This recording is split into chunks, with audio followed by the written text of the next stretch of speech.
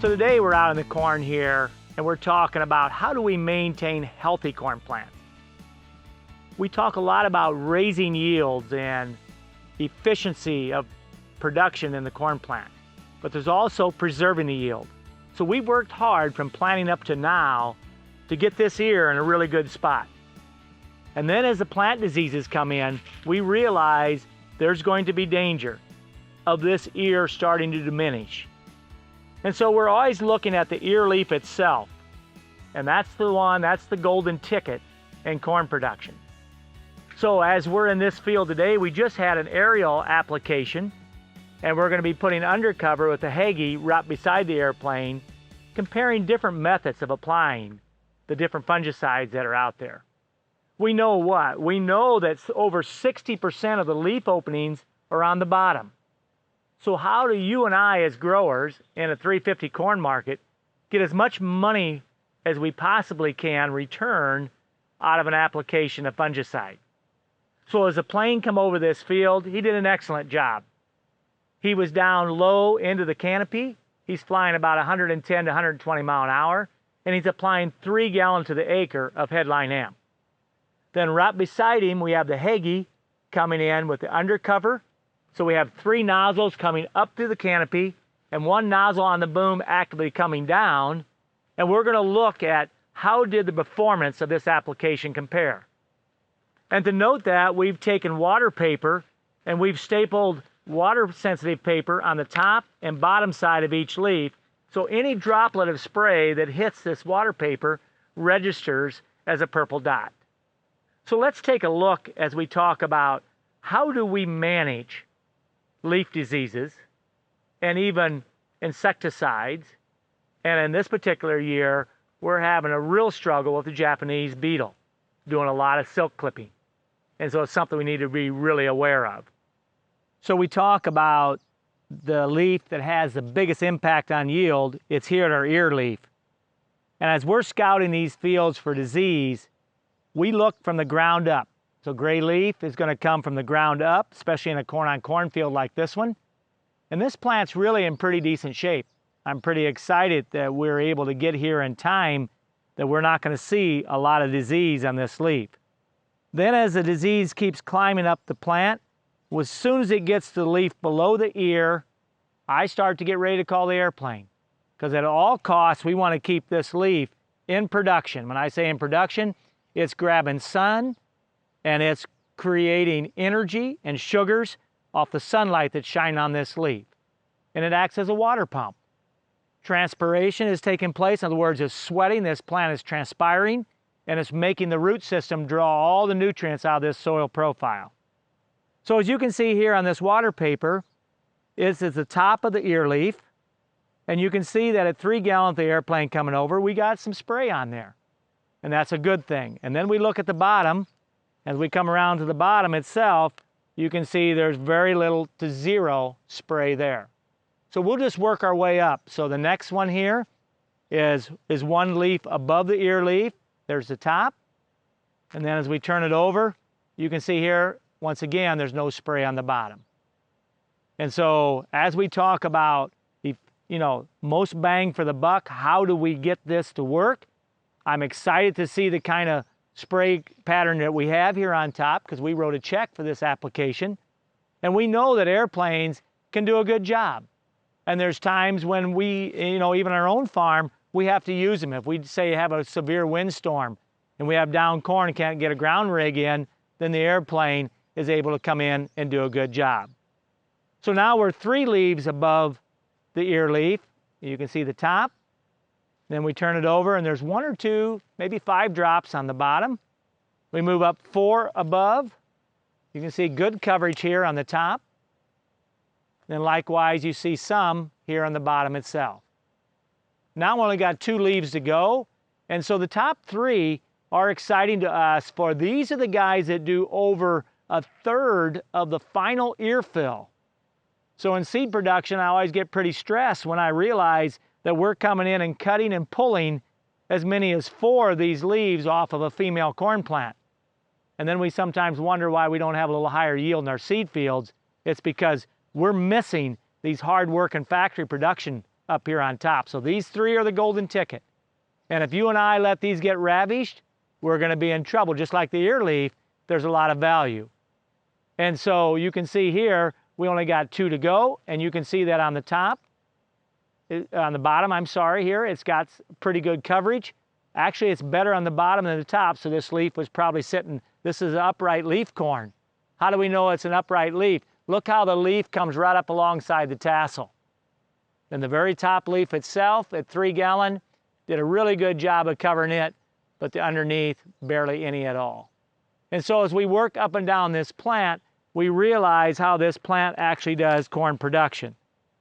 If we start going below the ear leaf, you can see the top. And then this is the second leaf below, and then you can see the bottom here. And so as we just continue to go down, it's going to diminish more and more, and by the time we get to the bottom, we're not seeing any at all on the bottom of these plants. So this corn is probably almost 10 feet tall, and so it's understandable that we're not expecting an air application to get this plant from top to bottom. All in all, though, it did a very satisfactory job, and I believe this plant is going to be able to go into high production mode.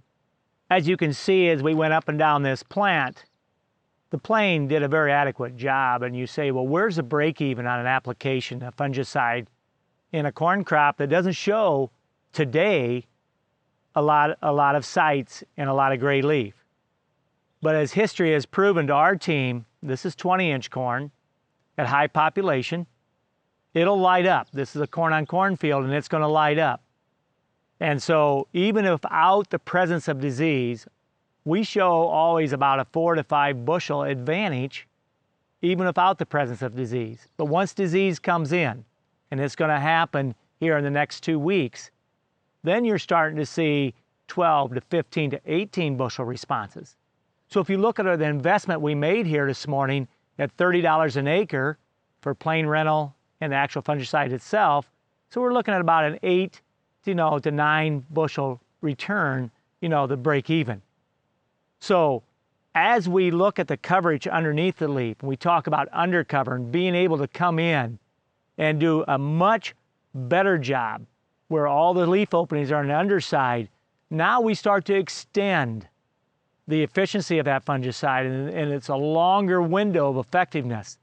And in return, it gives us a lot longer protection, and it takes our break even, let's say, from that 8 bushel, and all of a sudden now by going longer, we need a 5 to 6 bushel to break even. And most years, we're going to be in the hunt. My experience has been fungicide pays. So right adjacent to the airplane pass, we've come in and put a 60-foot pass with undercover on the Hagee. And so with the boom up high, we were able to come in to this 9.5 foot, 10-foot high corn and do an application of fungicide at 16 gallon to the acre. We have 4 active nozzles, 3 in the undercover, 2 flat fans going sideways, set right here at ear height, and then we have a third pointing up to the top of the canopy, and then 1 on the boom come from the top down. So as we come through here in that 60-foot pass at 10 mile an hour, we're going to take a look at the kind of coverage. Remember, we're going after plant diseases, and 60% of these openings are on the underside of the leaf. So we have paper stapled top and bottom. We'll start here at the very bottom leaf. And you can see here in the top, pretty good coverage. Obviously, none underneath being that low. Same way at the second up from the ground. And you can see as we work our way up, you can see on the top, nothing on the bottom. You can see here on the top, now we're 3 below the ear leaf. 2 below the ear leaf, you can start to see the undercover being very, very effective. And you can see underneath here, tremendous coverage, and on top likewise. The funny thing is, you can see it's blocking exactly, so we didn't get on the ear leaf as much as I would like, because we had it blocking directly underneath as we come through. Good coverage on top. We go to the other side, 1 below the ear leaf. Good coverage underneath, the same on top. This is the kind of coverage as we work up this plant that we expect to see when we start talking about spending dollars. When you and I are writing a check, this is the kind of coverage we have, and this is going to take this plant all the way to yield. We come up to these top 3. Remember, These are the guys, the top 3, that fill over a third, almost 2/3 of the ear fill comes from this. That's why we want good sunshine from here out. This plant's well pollinated. So what we need now is still days, good sunshine, obviously rain, and we're in the driver's seat. But look at the kind of coverage we got, bottom and top. When you see these plants, you can see that we have exactly the kind of coverage all the way through this profile. The very flag leaf itself, top, and then bottom. And so this is what I look for. This is the goal for you and I. We spend money, we want a very good application, and at the end of the day, a fantastic harvest. So I'm holding the leaf below the ear leaf, and we have an extremely healthy hybrid here. Tremendous plant health. But at the same time, as I'm working here just at pollination, we can see 4 different sites on this leaf, and you can pick them up here where it's starting to light up. So it's just a matter of time till this starts to move up the plant and we start to attack the ear leaf itself. So as I look at this leaf, I see about 5 or 6 different just starting gray leaf sites, and the application today should hold this in check. So let's talk about the economics of this pass that we made in here of a fungicide on a leaf that's not showing today a lot of gray leaf sites on the leaves. But at the same time, history has proven to our farm, especially in 20-inch corn, there's a lot of dollars to be made here. The pass costs us about $30 an acre, so we're looking at 8 bushel to break even. So even though we have pretty good coverage on these leaves, I'm all about saying, what can we do to enhance and even get a longer window of protection out of a headline amp application? So instead of saying 2 weeks of protection, can we, by coming and doing an adequate job or a super job of underneath the leaf, extend that to 21 days? And we lower our break even from 8 bushel to 6 bushel.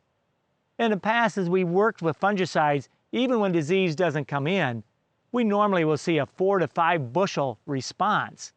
But where the dollars really come in is in harvestability. Standability on that corn crop, you letting that combine get in there, and having good plant health is a real key to a profitable fall season. We're out in a soybean field today going after plant health. And so we brought our Heggie sprayer through with Undercover, about 12 inches off the ground with 3 nozzles. 2 flat fan going sideways and 1 at the very bottom pointing up. And this particular bean's not a real tall variety. It's in the R3 production stage. You can see the pods are forming pretty good, soon to go to R4. And we stapled top and bottom 4 different sets of water paper on this particular plant. This plant's about 25 inches tall. You can see here in the coverage on the top, extremely good job. Obviously, where we didn't have any nozzles underneath in this bottom set, but we come to the top papers and it's quite a different story. Here's the bottom of the leaf, tremendous job where the leaf openings are, and then again on the top, over here would be the top and the bottom. So very satisfied when we talk about going 10 mile an hour here for our Heggie sprayer with about 16 gallon of water per acre with the fungicide, compared to say if we did an aerial in here, it would have been at 3 gallons an acre or 2 at about 110 mile an hour. So I would give this bean a tremendous future, and I'm very pleased with the coverage that we got here today.